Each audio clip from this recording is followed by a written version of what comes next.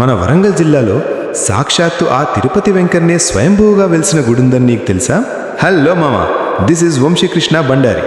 అసలు ఆ కథేందో తెలిస్తే రోమాలు నిక్కబడుచుకుంటాయి. కథేందంటే, పూర్వం ఒక భక్తుడు ఎడ్ల బండి మీద తిరుపతికి పోతా ఉంటే అలసిపోయి ఈ సన్నూరు అడవిలో పండుకున్నాడట. అప్పుడు స్వామివారు ఆ భక్తుని కలలోకి వచ్చి, బిడ్డా, నువ్వు అంత దూరం రానక్కర్లేదు, నీ భక్తికి మెచ్చిన నేను ఇక్కడే ఉంటా అని చెప్పిండట. ఆ భక్తుడు నిద్రలేవగానే ధడధడమని శబ్దం వచ్చి అక్కడున్న పెద్ద బండరాయి 3 ముక్కలైంది. ఆ చీలికలకెళ్ళి మన వెంకన్న స్వామి దర్శనమిచ్చిండు.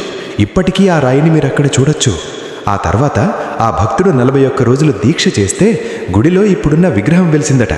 రాయపర్తి మండలం సన్నూరు గ్రామంలో ఉన్న ఈ గుడి మన తొర్రూరుకు మస్తు దగ్గర.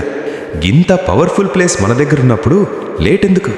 వీకెండ్లో పక్కా ప్లాన్ చేయండి, ఫ్యామిలీతో కలిసి దర్శనం చేసుకోండి.